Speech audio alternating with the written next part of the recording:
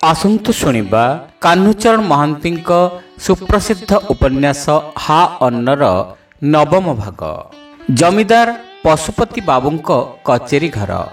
ନରିପୁର ପ୍ରଗଣାର ନିରୀହ ନିରାଶ୍ରୟ ପ୍ରଜାଗୁଡ଼ିକ ଭୋକିଲା ପେଟରେ ନିଆଁ ସମୁଦ୍ର ପରି ଜ୍ୟେଷ୍ଠ ମାସର ଉଦୁଉଦିଆ ଦ୍ୱିପହରର ଝାଳ ବୁହା ଝୋଲାମରା ଖରା ସମୁଦ୍ର ପାରି ହୋଇ କେତେ ଆଶା ଭରସା କରି ଅଧମଲା ପିଲାଛୁଆଙ୍କୁ ଆଶା ମୁଖରେ ବସାଇ ଦେଇ 7 କୋଶ ବାଟ ଧାଇଁ ଆସିଛନ୍ତି। ଖରା ତାଉ କମି ଆସିଲାଣି, ହେଲେ ତତଲା ଭୂଇଁର ଉତ୍କ୍ଷିପ୍ତ ଉତ୍ତାପର ଗୁଳିଗୁଳିରେ ଦେହ ଜଳି ଯାଉଛି। ଆଗରେ ଜମିଦାରଙ୍କ 7 ଶିଣିଆ ଉଚ୍ଚ ମହୁଡ଼ମରା କଚେରୀ ଘର।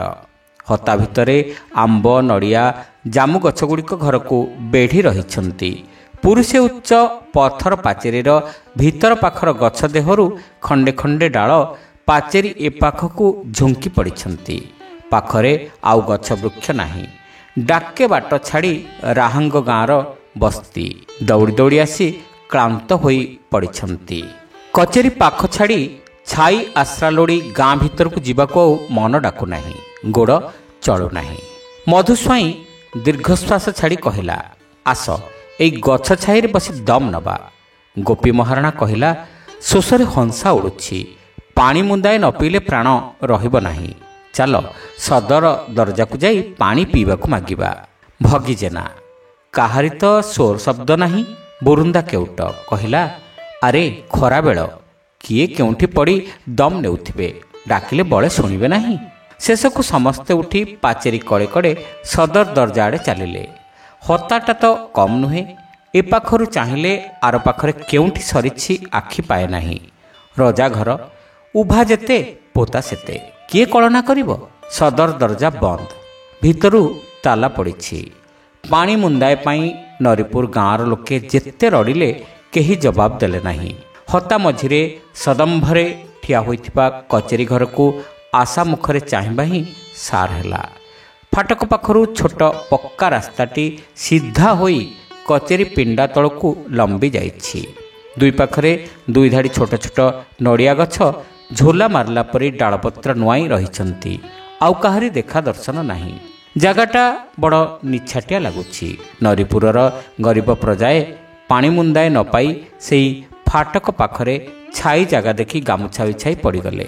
ଏ ଜାଗାଟା ଥିଲା ବଣ। ଏ ଜାଗାଟା ଥିଲା କ'ଣ, ଆଜି ହୋଇଛି କ'ଣ? ପଟ୍ଟନାୟକ ଲୋକଙ୍କୁ ଅନାଥ କରି ମାନ ମହତ୍ଵ ରଖିବାକୁ ଭଲରେ ଭଲରେ 14 ପୁରୁଷର ଜନ୍ମମାଟି ଛାଡ଼ି ଲୋକଙ୍କୁ କନ୍ଦାଇ କନ୍ଦାଇ ଗଡ଼ଜାତରେ ପଶିଲେ। ତାଙ୍କ ସଙ୍ଗେ ସଙ୍ଗେ ଲକ୍ଷ୍ମୀ ଦେଶ ଛାଡ଼ିଗଲେ। ସ୍ୱର୍ଣ୍ଣମୟ ଦେଶର ମାଟି ଉପରେ ବିଜାତୀୟ ପ୍ରତିବେଶୀ ଆସନ ମାଡ଼ି ବସିଲା। ଲୋକଙ୍କର ସବୁ ଓଜର ଆପତ୍ତି ଅଲିଅଳି ସରିଗଲା। ଲୋକଙ୍କର ସୁଖ ଦୁଃଖ ଆଉ କିଏ ବୁଝିବ?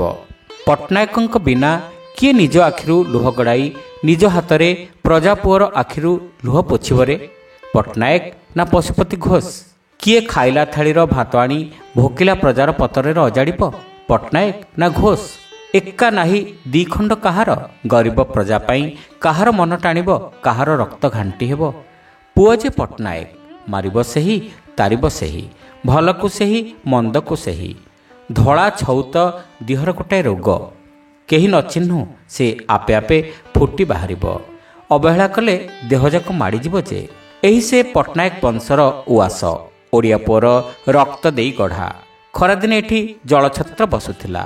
ଭୋକି ଶୋଷୀର ପାଟିରେ ଆଧାର ଦେବାକୁ ଖଞ୍ଜା ଥିଲା। ନା ଶୁଣି କେତେ ରାଜ୍ୟରୁ ଅତିଥି ଅଭ୍ୟାଗତ ଜମାଉତ ଦଳ ଆସି ପହଞ୍ଚୁଥିଲେ। ଆଜି ସେସବୁ ଲୁଚିଛି। ପ୍ରଜାଏ ସୁଦ୍ଧା ବସିବାକୁ ଖଣ୍ଡେ ଆସନ ପାଉନାହାନ୍ତି। ହେଲା କ'ଣ? ସବୁ ତ ସେହିପରି ଅଛି। ତେବେ ଅଭାବ କେଉଁ କଥାର? ସମସ୍ତେ ଜାଣନ୍ତି ଅଭାବଟା କ'ଣ, କିନ୍ତୁ ପୂରଣ କରିବାର ଶକ୍ତି କାହାରି ନାହିଁ। 1803 ସାଲ ଡିସେମ୍ବର ମାସ 23 ତାରିଖରେ ମରହଟ୍ଟାମାନେ ତୃତୀୟ ମରହଟ୍ଟା ସମରରେ ଇଂରେଜ କର୍ତ୍ତୃକ ପରାସ୍ତ ହେଲେ। ଗୋଟିଏ ନୂତନ ସରକାର ଓଡ଼ିଆର ରାଜଗାଦି ମାଡ଼ି ବସିଲା। ଶାସନର ପରିବର୍ତ୍ତନ ଏତେ ବଡ଼ ଗୋଟାଏ ଦେଶରେ କେତେ ବିଶୃଙ୍ଖଳା ଘଟିବାର କଥା। ଏଣେ ଭିତରେ ଭିତରେ ବିଦ୍ରୋହର ସୂତ୍ରପାତ ହେଉଛି। ନୂଆ ସରକାର ଉପରେ ଲୋକଙ୍କର ଷୋଳପଣ ବିଶ୍ୱାସ ଆସିନାହିଁ। ରାଜକରର କୌଣସି ଧରାବନ୍ଧା ନିୟମ ନାହିଁ। ଜମିବାଡ଼ିର ସତ୍ତ୍ୱ, ଜମିଜମାର ତାଲିକା କ'ଣ ଅଛି କିପରି ସୂତ୍ରରେ କର ଧାର୍ଯ୍ୟ ହେବ ସେ ସମ୍ବନ୍ଧରେ ନୂତନ ସରକାରଙ୍କର କିଛି ଜ୍ଞାନ ନାହିଁ। ସବୁ ନୂଆ କରି କରିବାକୁ ହେବ। ଲୋକଙ୍କର ବିଶ୍ୱାସ ଭାଜନ ହେବାକୁ ପଡ଼ିବ।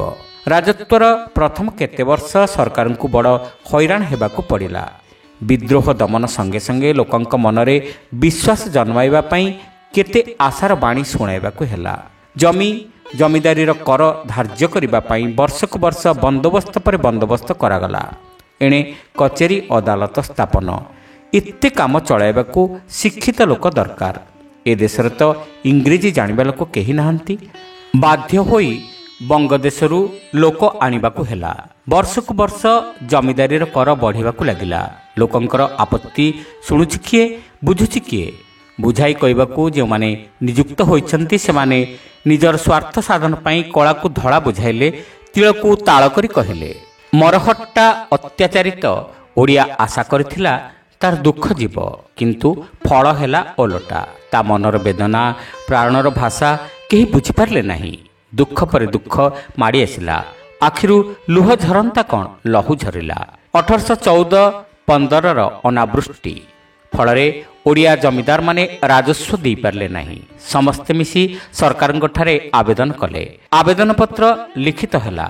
ଶହ ଶହ ଓଡ଼ିଆ ସତ୍ତ୍ୱାଧିକାରୀ ତହିଁରେ ସ୍ୱାକ୍ଷର କରି ଲୋକଦ୍ୱାରା ପତ୍ର କଲିକତା ସରକାରଙ୍କ ନିକଟକୁ ପଠାଇଲେ। ଆବେଦନପତ୍ର ଦାଖଲ କରାଗଲା। ଲୋକେ ବଡ଼ ଆଶା କରି ଫଳାଫଳ ପାଇଁ ଦେଶରେ ଚାହିଁ ରହିଛନ୍ତି। ଇଂରେଜ ସରକାର ନିଶ୍ଚୟ ସୁବିଚାର କରିବେ। କିନ୍ତୁ ହେଲା କ'ଣ? ଟନବୀ ସାହେବଙ୍କୁ ପଚାରିଲେ ସେ କହିପାରିବେ ହେଲା କ'ଣ। ଖଣ୍ଡିଏ ଆବେଦନପତ୍ର, ଓଡ଼ିଆର ଜୀବନ ମରଣ ସମସ୍ୟା। ଗଲା କୁଆଡ଼େ ତାର ଖବର କେହି ଜାଣିଲେ ନାହିଁ। କି ରହସ୍ୟ ଅଛି ତହିଁରେ? ମହାତ୍ମା ଟନବୀ ସେ ରହସ୍ୟ ଭେଦ କରି ଦୁଃଖରେ ଓଡ଼ିଆ ପାଇଁ ଦିଓଟି ଦୀର୍ଘଶ୍ୱାସ ପକାଇଛନ୍ତି। ଟିକିଏ ଭୁଲ ପାଇଁ ଏ ଜାତି ଯେ ଚିରଦିନ କାନ୍ଦିବ ସେ କଥା ସେ ସହଜରେ ସ୍ପଷ୍ଟ ଭାବରେ କହିଯାଇଛନ୍ତି। ଆହା, ଓଡ଼ିଆର ଜୀବନ ସେହି ଆବେଦନପତ୍ର ଖଣ୍ଡିକ ଚାପା ପଡ଼ିଗଲା। କିଏ ଚାପି ରଖିଲା, କାହିଁକି? କିନ୍ତୁ ଯେଉଁମାନେ ତାକୁ ଚାପି ରଖିଥିଲେ ସେମାନେ ଜୟଯୁକ୍ତ ହେଲେ। ଉଦ୍ଦେଶ୍ୟ ସଫଳ ହେଲା। ଓଡ଼ିଆ ଆକାଶକୁ ଚାହିଁ ରହିଥିଲା ସତୃଷ୍ଣ ନୟନରେ। ଆଶା କରିଥିଲା ତାର ଭାଗ୍ୟକୁ ଅମୃତ ବର୍ଷିବ, କିନ୍ତୁ ବର୍ଷିଲା ବଜ୍ର। ସେ ଚମକି ଚାହିଁଲା, ସବୁ ତାର ସରିଯାଇଛି। ତାର ବୀରତ୍ୱ ଅପହରଣ କରିଥିଲା ବହୁ ଶତାବ୍ଦୀ ପୂର୍ବେ ଜଣେ ପ୍ରତିବେଶୀ ସନ୍ନ୍ୟାସୀ ନିମାଇ। ଖଣ୍ଡାଧାରରେ ନୁହେଁ, ଖୋଳ କରତାଳ କୃଷ୍ଣ ମନ୍ତ୍ରରେ। ସେ ତାହା ଜାଣି ଜାଣି ସହିଲା। ଫଳରେ ସେ ତାର ସ୍ୱାଧୀନତା ସମ୍ପଦ ହଜାଇ ମୁସଲମାନ ମରହଟ୍ଟାଙ୍କର ଅତ୍ୟାଚାର ସହିଲା ବଡ଼ ଅନିଚ୍ଛାରେ। କିନ୍ତୁ ଭାତ ଥାଳି ତାର କେହି ଛଡ଼ାଇ ନେଇନଥିଲେ। ମନେ କରିଥିଲା ସୁଖରେ ରହିବ। ଆହା, ବଡ଼ ଦୁରାଶା। ରାଜତ୍ୱର 20ଟା ବର୍ଷ ନ ଯାଉଣୁ ସେ ତାର ଖାଇବା ଗଣ୍ଡାକ ହରାଇ ବସିଲା। 1817 ସାଲ ରାଜସ୍ୱ ବାକିରେ ତାର ବଡ଼ ଛୋଟ ଅସଂଖ୍ୟ ଜମିଦାରୀ ମାହଲ କଲିକତା ସହରରେ ନିଲାମ ହୋଇଗଲା। କେହି ଜାଣିଲେ ନାହିଁ, କେହି ଶୁଣିଲେ ନାହିଁ। ଏତେ ଶୀଘ୍ର ଯେ ଏ ଜାତିର ସର୍ବନାଶ ହେବାକୁ ଯାଉଛି ସେ ଖବର କେହି ପାଇଲେ ନାହିଁ। ରେଳ ରାସ୍ତା, ପୋଷ୍ଟ, ଟେଲିଗ୍ରାମର ଭଲ ବନ୍ଦୋବସ୍ତ ନଥିଲା। ଖବର ବା ଦିଅନ୍ତା କିଏ? ଫଳରେ କଲିକତାର ଧନୀ ନିର୍ଦ୍ଧନ ଯେ ପାରିଲା ଶାଗ ମାଛ ଦରରେ ମହା ଜମିଦାରୀମାନ ନିଲାମ ଧରିଲେ। ଆହୁରି ଗୋଟିଏ କଥା, ନିଲାମ ଧରିଥିବା ଲୋକମାନଙ୍କ ମଧ୍ୟରୁ ଅଧିକାଂଶ ହେଉଛନ୍ତି ପୋର୍ଟ ୱିଲିୟମରେ ନିଯୁକ୍ତ ଥିବା କମ୍ପାନୀର ବଙ୍ଗାଳୀ କର୍ମଚାରୀ କିମ୍ବା ସେମାନଙ୍କର ଭାଇ ବିରାଦର। ଅତଏବ କାହିଁକି ଯେ ଓଡ଼ିଆ ଜମିଦାରମାନଙ୍କର ଆବେଦନପତ୍ର ଚପି ରହିଲା, କିଏ ଚାପି ରଖିଲା, ଏକଥା ସହଜରେ ଅନୁମାନ କରିପାରିବେ। କିଏ ସିନା ଖଣ୍ଡା ଦାଢ଼ରେ ଦେଶ ଜୟ କରି ପ୍ରଭୁ ହୁଏ, ବିଜେତା ହୁଏ। ବଙ୍ଗାଳୀ କିରାଣୀ କଲମ ମୁନରେ ଓଡ଼ିଶା ଜୟ କଲା। ଓଡ଼ିଶାର ପ୍ରଭୁ, ଓଡ଼ିଶାର ଭାଗ୍ୟ ବିଧାତା ହୋଇ ବସିଲେ ବଙ୍ଗାଳୀ। 300 ବର୍ଷ ପୂର୍ବେ ଚୈତନ୍ୟ ଯେଉଁ ମୂଳଦୁଆ ଗଢ଼ି ଯାଇଥିଲେ, ବଙ୍ଗାଳୀ କିରାଣୀ ତାରି ଉପରେ ଅଟ୍ଟାଳିକା ଗଢ଼ିଲେ। ଓଡ଼ିଆ ଗଡ଼ି ମଲେ। ସେତିକିରେ ଓଡ଼ିଆର ଦୁର୍ଦ୍ଦଶା ଶେଷ ହେଲା ନାହିଁ। 100 ପୁରୁଷର ସମ୍ପତ୍ତି ଛାଡ଼ି ସହଜ ବିଶ୍ୱାସୀ, ସରଳ ପ୍ରାଣ, ନିରୀହ ପ୍ରଭୁଭକ୍ତ ଓଡ଼ିଆ ପୁରୁଣା ସତ୍ତ୍ୱାଧିକାରୀମାନେ ବିନା ଦୋଷ, ବିନା କାରଣରେ ବାଟର ଭିକାରୀ ହୋଇ, କାଙ୍ଗାଳ ହୋଇ ମନକୁ ମନ ପଚାରିବାକୁ ଲାଗିଲେ, ରାଜା କିଏ? ଇଂରେଜ ନା ବଙ୍ଗାଳୀ? କାହିଁକି ପ୍ରଶ୍ନ? ଭିତର ବାହାରେ ଯେଉଁଠି ଦେଖ ସେଠି ବଙ୍ଗାଳୀ। ସରକାରଙ୍କର ଦକ୍ଷିଣ ହସ୍ତ। ଅଦାଲତ କିରାଣୀ ଠାରୁ ଆରମ୍ଭ କରି ବଡ଼ ବଡ଼ ହାକିମ ହୁକୁମା ଯାଏ ଯୁଆଡ଼େ ଚାହିଁ ଦେଖିବ ବଙ୍ଗାଳୀ। ବିଷକୁମ୍ଭ ପୟୋମୁଖମ୍। ଉପାୟ କ'ଣ? ଜମିଦାରୀ ଗୁଡ଼ାକ ତ ଆଗରୁ ହାତକୁ ଆସିଥିଲା, ସରକାରୀ ଚାକିରି ଗୁଡ଼ାକ ବି ହାତକୁ ଆସିଲା। ଇଂରେଜୀ ଶିକ୍ଷିତ ଓଡ଼ିଆଙ୍କର ଅଭାବରୁ ଆଇନ ବ୍ୟବସାୟଟା ଏକଚାଟିଆ ହୋଇଗଲା ତାଙ୍କରି ହାତରେ। ଆଉ ଭାବନା କ'ଣ?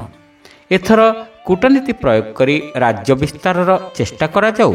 ଓଡ଼ିଆ ମେଣ୍ଢା, ଓଡ଼ିଆ ପଶୁ ପାଞ୍ଚଣ ଉଠାଇଲେ ଲାଙ୍ଗୁଳ ଜାକିବେ। ଏଥର କଲମ ବଲମ ପ୍ରୟୋଗ କଲେ ମୁସଲମାନ ବହୁଳ ମ୍ୟାଲେରିଆ ପ୍ରପୀଡ଼ିତ ବଙ୍ଗ ଦେଶ ଛାଡ଼ି ମେଷପଲ ଭିତରେ ସହଜରେ ଉପନିବେଶ ସ୍ଥାପନ କରାଯାଇପାରିବ। ମେଦିନପୁର, ମାନଭୂମି, ବାଙ୍କୁଡ଼ା ତ ହସ୍ତଗତ ହେଲା। ଆଉ ବା କେଇଟା ଦେଖାଯାଉ। ମହାତ୍ମା ଟନବୀ, ତମର ଆତ୍ମାର ସଦ୍ଗତି ହେଉ।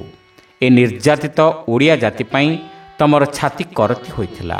ଲେଖୁ ଲେଖୁ ତମର କଲମ ଥରି ଉଠିଥିଲା। ନିଜେ କାନ୍ଦିଥିଲ। ଓଡ଼ିଆକୁ ଚିରଦିନ କନ୍ଦାଇବାକୁ ସତ୍ୟ ପ୍ରକାଶ କରିଗଲ।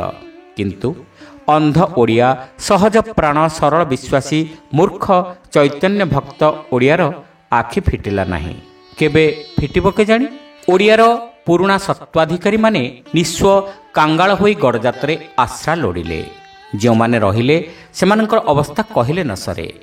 ଚାରିଆଡ଼େ ବଙ୍ଗାଳୀ ଜମିଦାର ଘେରି ରହିଛନ୍ତି। ବିନା କାରଣରେ ଛୋଟ ଛୋଟ କଥା ନେଇ ଝଗଡ଼ା ଆରମ୍ଭ କରୁଛନ୍ତି। ଅଦାଲତର ସାହାଯ୍ୟ ଲୋଡ଼ିଲେ ସଲାମି, ଲାଞ୍ଚ ହାତ ଗୁଞ୍ଜା ଦେଇ ଖର୍ଚ୍ଚାନ୍ତ ହେବା ଛଡ଼ା ଫଳ କିଛି ହେଉନାହିଁ। ଚାରିଆଡ଼େ ଯେ ଦାଦାମଶାୟ ପୁରି ରହିଛନ୍ତି। ପଦେ କଥା କହିବାକୁ ଆସିଲେ ଫିସ୍ ଲୋଡ଼ା। ହା ଭଗବାନ, ଏତେ ଦେଇ ଦେଇ କିଛି ବି ଉପକାର ହେଉଛି? ହାକିମମାନଙ୍କର ତ ସେତେବେଳେ ଏହି ଦାସ ଜାତି ଉପରେ ପ୍ରଗାଢ଼ ବିଶ୍ୱାସ ଥିଲା। ଏମାନେ ଯାହା ବୁଝାଉଥିଲେ ସେମାନେ ଅତି ସହଜରେ ତାହା ବିଶ୍ୱାସ କରୁଥିଲେ। ଗରିବ ଓଡ଼ିଆର ପିଠିରେ ପଡ଼ିବାକୁ କେହି ନାହିଁ। ଏତେ କଳିଗୋଳ କରିବା ଅପେକ୍ଷା ନିଜର ମହତ ଜଗି ଜମିଦାରୀ ବିକ୍ରି କରି ଅନ୍ୟତ୍ର ବସବାସ କଲେ ବରଂ ଭଲ। ଟନବୀ ସାହେବ କହିଛନ୍ତି, ଏପରି ଭାବରେ ମଧ୍ୟ ଡରି ରହି ଅନେକ ଛୋଟ ଛୋଟ ଜମିଦାରୀ ଓଡ଼ିଆ ସତ୍ତ୍ୱାଧିକାରୀମାନେ ହସ୍ତାନ୍ତରିତ କଲେ ବଙ୍ଗାଳୀ ଜମିଦାରଙ୍କ ହାତକୁ। ଏହିପରି ଅକଳରେ ପଡ଼ି ରାହାଙ୍ଗ ମାହାଲର ବୁନିଆଦୀ ଜମିଦାର ଧର୍ମପ୍ରାଣ ପଟ୍ଟନାୟକ ବାଧ୍ୟ ହୋଇ ଯଥାଲାଭ ରୀତି ଅବଲମ୍ବନ କରି ତତ୍କାଳୀନ ଅଦାଲତର 20 ଟଙ୍କା ବେତନର ଜଣେ ପେସ୍କାର ଶ୍ରୀଯୁକ୍ତ ଉମାପତି ଘୋଷ ମହାଶୟଙ୍କୁ 1000 ଟଙ୍କାରେ ବିକ୍ରୟ କରି ଗଡ଼ଜାତରେ ପଶିଲେ। ଏହିପରି କେତେ ରାହାଙ୍ଗ, କେତେ ଘରଡିହ ଯେ ଘୋଷ ବୋଷ ମୁଖାର୍ଜୀଙ୍କ ହାତକୁ ଯାଇଛି, ଭଲ କରି ଗବେଷଣା କଲେ, ତଦନ୍ତ କଲେ ସବୁ ଜଣାପଡ଼ିବ। 20 ଟଙ୍କା କିରାଣୀର 10,000 ଟଙ୍କାର ଜମିଦାରୀ କାହୁଁ ଅଇଲାରେ? ଚୁପ୍ ଚୁପ୍। ସେ ପ୍ରଶ୍ନ ଉଠାଇବାରେ ଅଧିକାର ବିଶେଷତଃ ପେସ୍କାରଙ୍କ ବିରୁଦ୍ଧରେ କାହାରି ନାହିଁ। ତାଙ୍କ ସ୍ତ୍ରୀଙ୍କର ଯୌତୁକ ଟଙ୍କା ଯେ ନୁହେଁ, ତାର କି ପ୍ରମାଣ ଅଛି? ଯାହା ହେଉ, ବଙ୍ଗାଳୀ ତ ଓଡ଼ିଆର ଜମିଦାର ହେଲେ, କିନ୍ତୁ ପ୍ରଜାଏ ଯେ ଜମିଦାରଙ୍କର ଦେଖାଦର୍ଶନ ପାଇଲେ ନାହିଁ। ଜମିଦାରଙ୍କର ନାଁ ଶୁଣିବା ଛଡ଼ା ପ୍ରଜାଏ ତାଙ୍କ ବିଷୟରେ କିଛି ଜାଣନ୍ତି ନାହିଁ। ହାନି ଲାଭରେ ବାପ ବୋଲି ହାରି ଗୁହାରି କରିବେ କାହା ଆଗରେ? ଦୁଃଖ ଜଣାଇବାକୁ ତ ଲୋକେ ଆଉ କଲିକତା ଧାଇଁ ଯାଇ ପାରିବେ ନାହିଁ। ଗଲେ ବା ଚିହ୍ନୁଛି କିଏ? ତାପରେ ଓଡ଼ିଆ ତ ପଶୁ, ପଶୁର ପୁଣି ଦୁଃଖ କ'ଣ?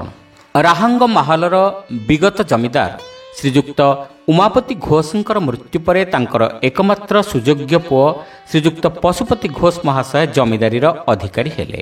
ଏହି ସୁଦୀର୍ଘ 30 ବର୍ଷ ଭିତରେ କଲିକତା ସହରସ୍ଥ ଦ୍ୱିତଳ ପ୍ରାସାଦ ଛାଡ଼ି ଥରେ ହେଲେ କେବେ ନିଜର ଜମିଦାରୀକୁ ଆସି ପ୍ରଦର୍ଶନ କରିବାର ସୁଯୋଗ କି ଦୁର୍ଯୋଗ ତାଙ୍କ ଭାଗ୍ୟରେ ଘଟିଲା ନାହିଁ। ରାସ୍ତାଘାଟର ସୁବିଧା ନାହିଁ। ଶ୍ରୀଅଙ୍ଗକୁ କ୍ଲେଶ ଦେଇ ଲକ୍ଷ୍ମୀଙ୍କର ବରପୁତ୍ର ସେ ଏତେ ଶ୍ରମ ସ୍ୱୀକାର କରନ୍ତେ କାହିଁକି?